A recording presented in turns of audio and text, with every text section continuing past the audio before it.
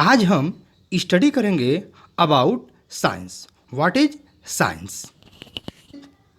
What is science? Science is a systematic attempt to understand the natural phenomena in as much detail and depth as possible and use the knowledge to gain to predict, modify and control phenomena. यानी simply कहने का sense ये है, हम क्या करें, यहाँ systematic study किया जाता है। किसका? हम यहाँ पर नेचुरल फिनोमेना का मच डिटेल एंड डेप्थ, यहाँ पर जो वर्ड की यूज किया गया है much detail and depth as possible, हम क्या करें, जितना संभव होता है उसका उतना ही डिटेल स्टडी करते हैं किसी भी नेचुरल फिनोमेना का। तो यहाँ पर जो हम वीडियो में देख रहे हैं, हम क्या देख रहे हैं? सनराइजिंग। इस वीडियो में सनराइजिंग को दिखाया गया है, सनराइजिंग कैसे हो रहा है। तो सनराइजिंग है क्या? तो सनराइजिंग एक नेचुरल फिनोमेना है। क्या है? नेचुरल फिनोमेना है। तो यही तो कहा जा रहा है साइंस में क्या करना है, हमें सिस्टमैटिकली किसी भी नेचुरल फिनोमेना को डिटेल में, डेप्थ में एज पॉसिबल स्टडी करना है। तो सिंपली यहाँ पर क्या है, ये हमें नेचुरल फिनोमेना मिला जिसका हमें स्टडी करना है। सिंपली ये हमारे पास क्या है, this is the science.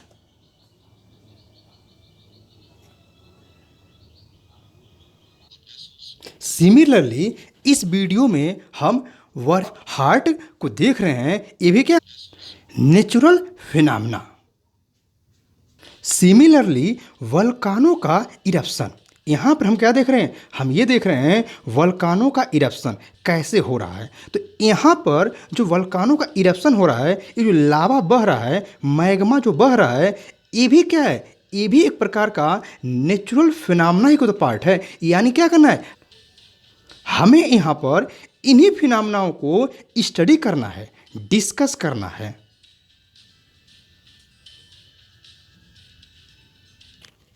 On the basis of this observation, हम क्या कर सकते हैं, हम इस ऑब्जर्वेशन के अकॉर्डिंग साइंस का एक और भी डिफिनीशन दे सकते हैं। जो ऑब्जर्वेशन देखा हमने वीडियो में, इस ऑब्जर्वेशन से कुछ और भी डिफिनीशन बनाए जा सकते हैं साइंस के। तो देखा जाए क्या हो सकता है। Science is the study of the nature and behaviour of natural things and the knowledge that we obtain about them. यानी यहाँ पर जो हम यहाँ एक्सपेरिमेंट को देखे हैं, एक दो फिनोमेना को देखे हैं, इन सभी फिनोमेनाओं से क्या करेंगे, हम इस नेचुरल थिंग्स को, नेचुरल बिहेवियर को, नेचुरल फिनोमेना को क्या करें। अभी तो हमने यहाँ पर दो तीन ही फिनोमेना देखे हैं, लेकिन हमारे पास नेचुरल फिनोमेना बहुत कुछ है। अरे केमिकल रिएक्शंस हैं, ठीक, एक्सप्लोजन ऑफ बम हैं, या हमारे प्लांट के ग्रो हैं, ठीक, सीड से हमारे पास क्या है, जो प्लांट का बनना है, ये सब क्या है, ये सब के सब तो क्या नेचुरल बिहेवियर ही तो है, नेचुरल फिनोमेना ही तो है। ठीक, इन सभी चीज़ों का स्टडी जो करेंगे हमें कैसे, सिस्टमैटिक वे में, सिस्टमैटिक अटेम्प्ट जो है, इन्हीं को क्या करेंगे, हमें जो सिस्टमैटिक अटेम्प्ट में स्टडी करेंगे और इस नॉलेज को कलेक्ट करेंगे। सिंपली दैट कलेक्टेड नॉलेज ही हमारे पास क्या है, साइंस है। साइंस को हम 10 science can be defined as simply one statement, specific and systematic knowledge. यानी कहा जाए जो हम यहाँ पर स्टडी कर रहे हैं, डिस्कस कर रहे हैं, अगर देखा जाए वन सेंटेंस में, वन लाइन में साइंस को डिफाइन करना हो तो हम कह सकते हैं सिंपली जो ऑब्जर्वेशन हमने देखा उसके अकॉर्डिंग क्या कह सकते हैं, specific and systematic knowledge is known as science. Simple one line हमारे पास मिल जाएगा। या इसे दूसरे फॉर्म भी कह सकते हैं क्या, the knowledge received from sequential and orderly observation and experimental. यानी क्या होगा, डिफरेंट एक्सपेरिमेंट के थ्रू हमें क्या करना है, ऑब्जर्वेशन लेना है, या डिफरेंट फिनोमेना को ऑब्जर्व करना है, और उस ऑब्जर्वेशन से क्या करना है, डेटा कलेक्ट करना है। और जो डेटा कलेक्ट करेंगे उस डेटा को एनालाइज करेंगे, और उस एनालिसिस से हमें क्या मिलेगा, जो नॉलेज रिसीव्ड होगा, जो नॉलेज मिलेगा सिक्वेंशियली एंड ऑर्डरली, वही हमारे पास नॉलेज क्या कहला जाए, simply that are called science. वही क्या कहला जाएगा, साइंस कहला जाएगा। The word science comes from Latin word scientia which means knowledge और to know भी कह सकते हैं। यहाँ पर इसको to know भी कहा जा सकता है। यानी क्या है, यहाँ पर ये जो हमारे पास लैटिन वर्ड साइंसिया होता है जिसकी मीनिंग क्या होती है, उसकी मीनिंग होती है टू नो और नॉलेज। तो हमारे पास जो यहाँ साइंस वर्ड लिया गया है ये कहाँ से लाया है, ये साइंस वर्ड को साइंसिया से बनाया गया है। साइंसिया को मॉडिफाई करके साइंस किया गया है जिसकी मीनिंग ही होती है टू नो, जानना यानी नॉलेज। तो नॉलेज हम जो कलेक्टिव नॉलेज ले रहे हैं सिंपली हमारे पास क्या है, साइंस है। संस्कृत में साइंस को हम विजनन या विज्ञानम के नाम से जानते हैं। अगर देखा जाए हम यहाँ पर डिफरेंट लैंग्वेज की बात कर रहे हैं, जैसे हमने कहा लैटिन वर्ड से लिया गया, हम इंग्लिश में स्टडी कर रहे हैं, हिंदी में स्टडी कर रहे हैं, ठीक। तो संस्कृत में हमारे पास जो साइंस होता है उसे संस्कृत हम क्या है, विजनन कहते हैं या विज्ञानम के नाम से भी जानते हैं। और हिंदी में हम इसे विज्ञान के नाम से जानते हैं। क्या जानते हैं, विज्ञान के नाम से जानते हैं। तो ये हमारे पास क्या हो गया, इसे हिंदी में विज्ञान के नाम से जानते हैं, ठीक। तो संस्कृत में विजन या विज्ञानम होता है, हिंदी में विज्ञान होता है।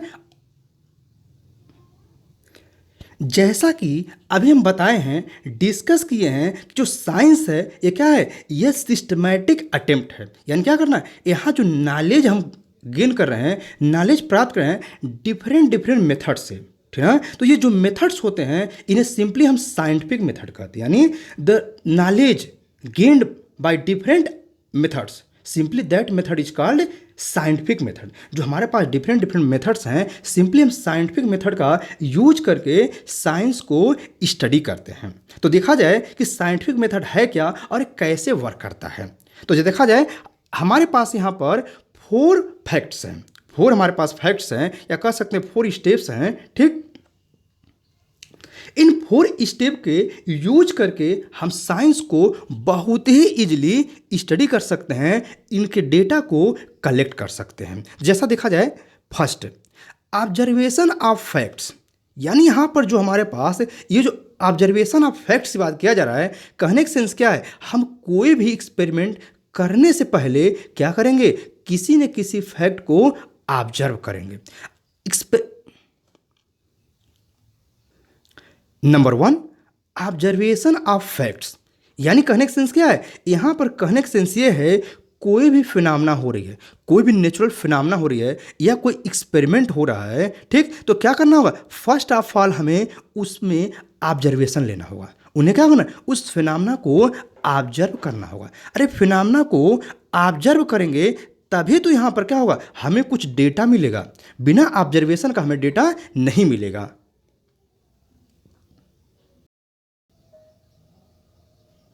जैसा कि हम इस वीडियो में देख रहे हैं, क्या हो रहा है, सन राइजिंग हो रहा है। तो सन राइजिंग के, सन के बारे में, स्टडी के बारे में, स्पेस के बारे में जानने के लिए, स्टडी करने के लिए, डिस्कस करने के लिए हमें करना क्या होगा, हमें इस फैक्ट को ऑब्जर्व करना होगा। जैसे हम देख रहे हैं यहाँ पर सन की राइजिंग हो रही है, ठीक। यहाँ पर क्लाउड का भी मोशन दिखाया गया है, ठीक। रे बीम ऑफ रे आ रही हैं, सन का क्या है, अर्थ सरफेस से ऊपर जा रहा है, ठीक। तो ये सब क्या है, इस सब के सब फैक्ट को हम ऑब्जर्व करेंगे। इन फैक्ट को ऑब्जर्व करेंगे तभी तो क्या होगा, यहाँ पर हमें एक्सपेरिमेंट जो साइंटिफिक मेथड होगा, ऑब्जर्वेशन लेंगे तभी तो क्या होगा, हम उस एक्सपेरिमेंट को परफॉर्म करने के बाद से उसका डेटा कलेक्ट करेंगे और जो डेटा कलेक्ट होगा उसको एनालाइज करेंगे। यानी पहला स्टेप हमारा क्या था, पहला स्टेप था ऑब्जर्वेशन ऑफ फैक्ट्स।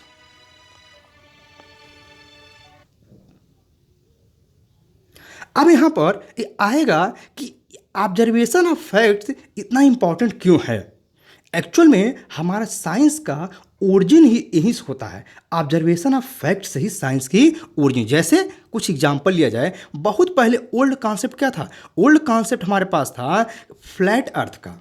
क्या था, फ्लैट अर्थ का था। लोग पहले क्या कहते थे, अर्थ तो फ्लैट है, और वैसे नॉर्मली होता भी है। हम यहाँ पर फील्ड में खड़े हो जाएं, बाहर कहीं भी खड़े हो जाएं, तो हमें क्या दिखाई देता है, तो हमें तो अर्थ फ्लैट ही दिखाई देता है। बट एक्चुअल में क्या है, जब ऑब्जर्व किया गया, डेटा कलेक्ट किया गया, तो हम क्या पाएं, अर्थ फ्लैट नहीं है, कैसा है, स्फेरिकल।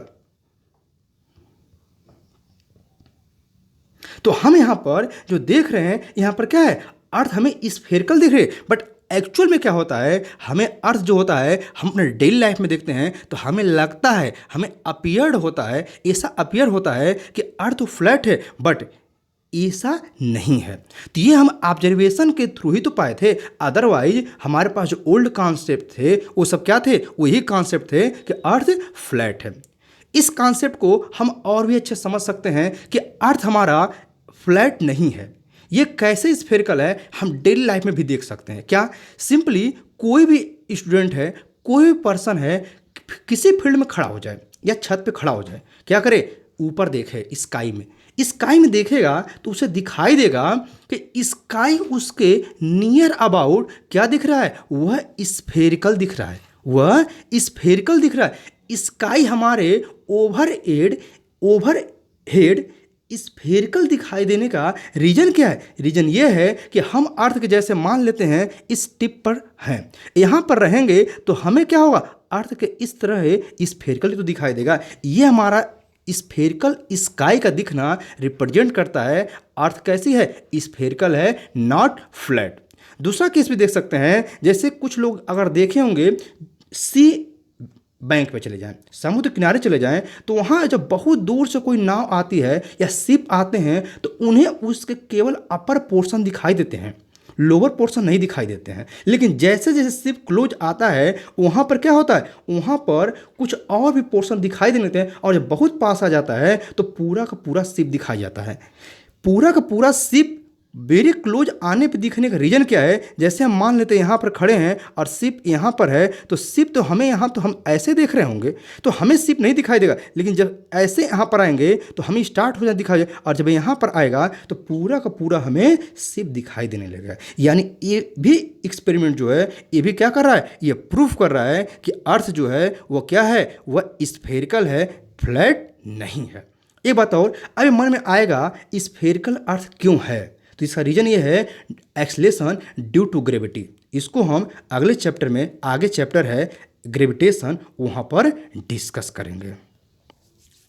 सेकेंड, प्रपोजिंग थियरी और hypothesis to explain the observation, यानी क्या है, सेकेंड जो हमारे पास स्टेटमेंट है, सेकंड जो मेथड है यानी साइंटिफिक मेथड का जो सेकंड स्टेप है वो क्या कर रहा है, प्रपोजिंग थियरी और hypothesis to explain the observation, यानी क्या है, जो भी हमने ऑब्जर्व किया। जैसे हमने कहा अर्थ स्फेरिकल है, लेकिन पहले तो लोग स्फेरिकल नहीं मानते थे ना, पहले लोग क्या कहते थे, यह फ्लैट है। यह कैसा है, फ्लैट है। तो इसके लिए क्या करना पड़ेगा, हमने जो ऑब्जर्वेशन किया उस ऑब्जर्वेशन के अकॉर्डिंग हमें क्या करना होगा, कोई थियरी को प्रपोज करनी होगी, कोई थियरी को प्रपोज करनी या किसी हाइपोथेसिस को देना पड़ेगा। ठीक, जैसे हमने कहा क्या कि हमें अर्थ जो होती है स्फेरिकल दिखाई नहीं देती, लेकिन हम इसे ऑब्जर्व कर सकते हैं। कैसे, हमने कहा फील्ड में जाएंगे और फील्ड के हमारे ओवरहेड क्या होगा, स्फेरिकल दिखाई देगा। ये एक प्रूफ है कि अर्थ स्फेरिकल है। दूसरा हमने एग्जाम्पल लिया कि हम जब सी बैंक पे चले जाते हैं, समुद्र किनारे चले जाते हैं, जब बहुत दूर शिप होता है तो वहाँ पर केवल उसके अपर पोर्शन दिखाई देते हैं, और जब पास आता है तो क्या होता है, वह उसके पूरा का पूरा शिप दिखाई देता है। ये रिप्रेजेंट क्या कर रहा है, यानी यहाँ पर रिप्रेजेंट कर रहा है कि स्फेरिकल है। यानी क्या करेंगे, इसी को हम, इससे के अकॉर्डिंग हमने क्या किया, एक आइडिया पाया। आइडिया क्या कि अर्थ जो है वह स्फेरिकल है, तो इसके लिए क्या करना होगा, हमें एक थियरी प्रपोज करनी होगी, एक हाइपोथेसिस देना पड़ेगा। एक और एग्जांपल लिया जाए, जैसा कि हम जानते हैं एक बहुत ही फैमिलियर एग्जांपल क्या है कि न्यूटन्स यूनिवर्सल ऑफ ग्रेविटेशन आया कैसे था। तो वह हमारे पास एग्जाम्पल क्या है, एग्जाम्पल ये है कि न्यूटन ने गार्डन में क्या देखा था, एक एप्पल को गिरते देखा, तो उसके मन में थिंकिंग आया, उसके मन में आइडिया आया कि आखिरकार एप्पल नीचे ही क्यों गिरा, यूपर क्यों नहीं गया। उसके मन में यही तो आइडिया जनरेट हुआ था कि एप्पल नीचे ही क्यों आ रहा है। ऐसा नहीं है कि न्यूटन्स के यूनिवर्सल ऑफ ग्रेविटेशन के डिस्कवरी के पहले ग्रेविटी नहीं थी, ग्रेविटी थी, लेकिन हम इससे अनजान थे, हम इसको डिटेक्ट नहीं कर पाए थे, हम इसको आइडिया या कोई थियरी नहीं दे पा रहे थे। तो न्यूटन ने देखा कि एप्पल जो है वो ऊपर से नीचे गिर रहा है, तो उसके मन में आया आखिरकार एप्पल ऊपर क्यों नहीं गया, नीचे ही क्यों गिरा। तो ये जो आइडिया उसके मन में आया कि नीचे ही क्यों गिरा, यहीं से उसके मन में क्या हुआ, एक नया आइडिया जनरेट हुआ और उसी आइडिया को उसने क्या किया, स्टडी किया और कुछ हाइपोथेसिस दिया और उसी हाइपोथेसिस उसने क्या दिया, Newton's universal law of gravitation दे दिया। ठीक, और उस हाइपोथेसिस क्या यानी क्या हुआ, वहाँ पर पहले वो ऑब्जर्व किया था कि एप्पल क्यों नीचे गिरा और फिर उससे अकॉर्डिंग उसने हाइपोथेसिस दिया और उस हाइपोथेसिस से उसने एक लॉ दे दिया। अब जरा थर्ड देखा जाए, थर्ड क्या कर रहा है, testing the validity of the theoretical predictions based on the, ये ध्यान रहे यहाँ पर प्रिडिक्शंस में एक स्पेस नहीं रहेगा, प्रिडिक्शंस है, predictions based on the proposed theory, यानी क्या है, अब यहाँ पर क्या, जो हमारे पास प्रपोज थियरी है, जो थियरी दिया गया है, उसे क्या करना पड़ेगा, हमें यहाँ पर टेस्ट भी करना है। जैसे मान लेते हैं एप्पल उसने गिरते हुए देखा, वो ब्रिटेन में देखा था, वह लंदन में देखा था, लेकिन ये घटना क्या अन्य जगहों पर भी होता है कि नहीं होता है, उसे क्या करना पड़ेगा, डिफरेंट एक्सपेरिमेंट करने पड़ेंगे। क्या करने होंगे, एक्सपेरिमेंट करेंगे उसकी वैलिडिटी को टेस्ट करने के लिए कि यह जो लॉ हम दे रहे हैं, ये जो हम थियरी दे रहे हैं, या जो हाइपोथेसिस दे रहे हैं, या पास्टुलेट हो सकता है, ठीक, ये क्या एवरीवेयर वर्क करेगा, क्या ओवरऑल अर्थ पर वर्क करेगा। अगर ऐसा वर्क करेगा तभी तो लॉ बन पाएगा। ऐसा तो नहीं है कि यहाँ पर अमेरिका में कुछ और होगा, ब्रिटेन में कुछ और होगा, इंडिया में कुछ और होगा, जापान में कुछ और होगा। ठीक, उसके लिए क्या होगा, उसकी वैलिडिटी जो है उसको चेक करना पड़ेगा, उसको टेस्ट करना पड़ेगा। ठीक, उसके लिए क्या करना होता है, उसके लिए हमें नंबर ऑफ एक्सपेरिमेंट को परफॉर्म करना पड़ता है। नंबर ऑफ एक्सपेरिमेंट को परफॉर्म करता है, उस एक्सपेरिमेंट को परफॉर्म करने पर हम क्या करते हैं, अगेन डेटा कलेक्ट करते हैं और ये चेक करते हैं कि जो हमने हाइपोथेसिस दिया है, जो लॉ दिया है, क्या वो करेक्ट है या नहीं। अगर वो करेक्ट है तो हम मान लेंगे हाँ, हमारा जो लॉ दिया गया है, जो हाइपोथेसिस दिया गया है, यह ट्रू है एवरीवेयर, यानी वो लॉ क्या हो जाएगा, यूनिवर्सल हो जाएगा। तभी तो कहा गया है Newton's universal law of gravitation, यानी क्या है, ओवरऑल वर्ल्ड में वर्क कर रहा है। ओवरऑल वर्ल्ड में एक ही लॉ लगता है। ऐसा नहीं है कि हमारे पास ब्रिटेन में कुछ और वर्क करेगा, भारत में कुछ और हो जाएगा, अमेरिका में कुछ और हो जाएगा, जापान में कुछ और हो जाएगा। अगर ऐसा होता है, ऐसा चेंजिंग होता है, तो यूनिवर्सल लॉ नहीं कहलाएगा। यूनिवर्सल तभी कहलाएगा जब वो क्या हो, एवरीवेयर सेम हो, एवरीवेयर सेम हो।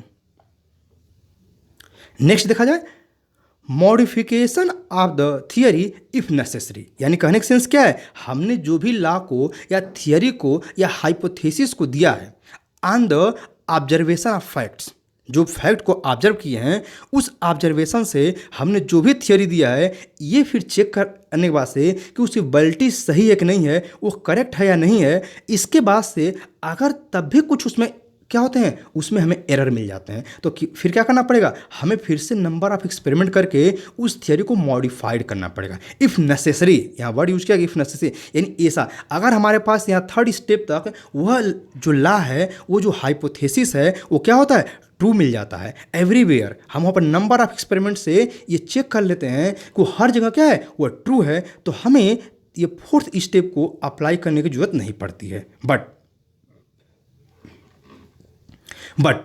अगर हमारे पास वह जो हमारे पास ऑब्जर्वेशन है, वो डिफरेंट प्लेस पर या डिफरेंट सीजन को भी देखते हैं, यानी जनवरी में कुछ और हो जाए, जुलाई में कुछ और हो जाए, ठीक, मार्च में कुछ और हो जाए, दिसंबर में कुछ और हो जाए, तो हमें क्या करना है, डिफरेंट सीजन में भी चेक करते हैं। अगर वह कुछ रीडिंग जो है वो उसमें एरर आना शुरू हो जाती है, तो हमें फिर क्या करना है, थियरी को मॉडिफाई करना है। अगर नहीं मिलता है तो थर्ड स्टेप तक ही हमारा क्या हो जाता है, इस स्टेप से हम उस एक्सपेरिमेंट को या उस ऑब्जर्वेशन को या उस फिनोमेना को, उस इवेंट को हम क्या कर लेते हैं, उसके थ्रू एक लॉ को क्या करते हैं, दे देते हैं, लॉ दे देते हैं, हाइपोथेसिस दे देते हैं, पास्टुलेट को दे देते हैं। ठीक, इस प्रकार वो डिस्कवरी हो जाती है। जैसे हमने देखा कि ग्रेविटी का डिस्कवरी हमारे पास न्यूटन यूनिवर्सल ऑफ ग्रेविटेशन का डिस्कवरी हुआ। ठीक, अर्थ का फ्लैट जो कॉन्सेप्ट था वो हमने क्या किया, उसे रिप्लेस किया गया, किसके थ्रू, स्फेरिकल के थ्रू। इसी प्रकार और भी हमारे पास कॉन्सेप्ट रहे, जैसे सभी लोग जानते हैं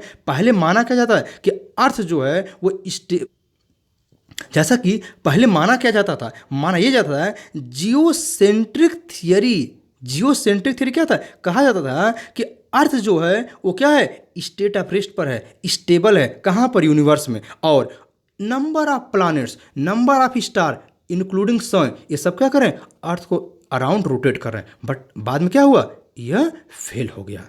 बाद में क्या हुआ, नहीं, ऐसा कुछ नहीं है। अर्थ जो है यह सन के अराउंड रोटेट कर रही है। सन पूरी कंप्लीटली यानी इंक्लूडेड पूरा सोलर सिस्टम अपनी गैलेक्सी मिल्की वे के सेंटर के अलांग रिवॉल्व कर रहा है, जबकि पूरी की पूरी जितने हमारे पास गैलेक्सी हैं वो यूनिवर्स के सेंटर के अलांग क्या कर रही हैं, मूव कर रही हैं। तो अभी जो साइंस को हम डिस्कस किए हैं, स्टडी किए हैं, अब देखा जाए आज के दिन में साइंस का जो ब्रांचेज हैं या टाइप्स कह लिया जाए काफ़ी ब्रॉड हो गया है। पहले क्या होता था, साइंस के बारे में हमें बहुत कुछ नॉलेज नहीं था, इसलिए क्या करते हैं, एक सिंगल सब्जेक्ट के रूप में हम क्या करते थे, साइंस को स्टडी कर लेते थे। बट आज जो है साइंस क्या है, बहुत ही ब्रॉड हो चुका है। जब बहुत ब्रॉड हो चुका है, इसलिए साइंस को हम एक सब्जेक्ट रूप में पढ़ना चाहें, ये थोड़ा सा काफ़ी डिफिकल्ट हो जाता है, यहाँ पर काफ़ी कॉम्प्लिकेटेड हो जाता है। इसलिए क्या करते हैं, हम साइंस को कैटेगराइज कर दिए हैं। तो साइंस मेनली 2 पार्ट में कैटेगराइज है। पहला लाइफ साइंस, इसे लिविंग साइंस के नाम से जानते हैं या बायोलॉजी के नाम से भी जानते हैं। ध्यान रहे, जो हमारे पास फर्स्ट जो कैटेगरी है, ये जो फर्स्ट टाइप है उसको हम लाइफ साइंस कहते हैं। लाइफ साइंस या लिविंग साइंस या बायोलॉजी के भी नाम से जानते हैं। जबकि जो सेकंड है उसे हम फिजिकल साइंस या नॉन लिविंग साइंस के नाम से जानते हैं। ठीक, तो लाइफ साइंस देखा जाए क्या है, तो simply the science is concerned with the study of living organism and life process. यानी सिंपली क्या है, लाइफ साइंस या हम कहें लिविंग साइंस कहें या बायोलॉजी कहें, इसमें सिंपली हम क्या करते हैं, हम स्टडी करते हैं living organism and life process के बारे में। Living organism and life process बारे में स्टडी करते हैं।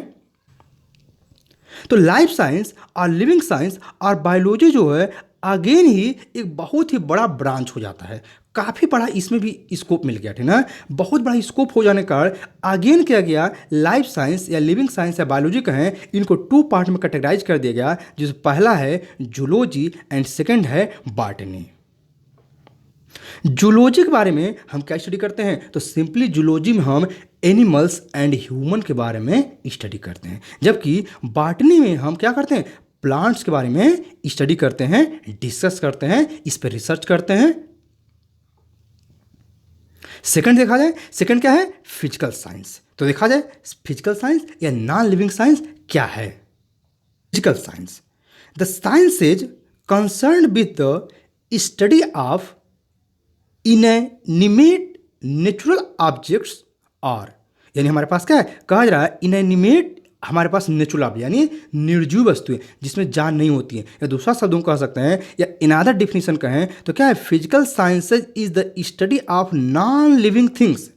नॉन लिविंग थिंग्स है यानी हमारे पास जैसे हमने कहा जो लिविंग थिंग्स होंगे उसमें वह क्या हो जाएगा, वो लाइफ साइंस हो जाएगा, और जो नॉन लिविंग साइंस हो जाएगा वो क्या हो जाएगा, वो फिजिकल साइंस या नॉन लिविंग साइंस हो जाएगा। यानी हम क्या करेंगे, लिविंग साइंस में लाइफ के बारे में स्टडी करेंगे, जबकि नॉन लिविंग साइंस में हम क्या करेंगे, ऐसे मटेरियल का, ऐसे ऑब्जेक्ट की स्टडी करेंगे जो कि नॉन लिविंग हो।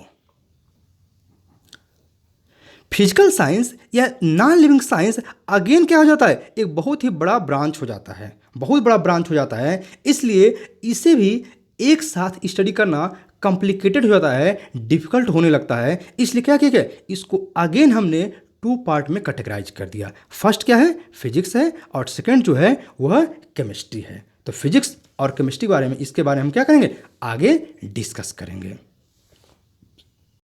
इसका लिंक डिस्क्रिप्शन बॉक्स में दिया गया है और आई बटन पर क्लिक करके भी देखा जा सकता है। अभी तक यदि आपने हमारे चैनल को सब्सक्राइब नहीं किया है तो चैनल को ज़रूर सब्सक्राइब करिए, लाइक करिए, शेयर करिए। Thank you.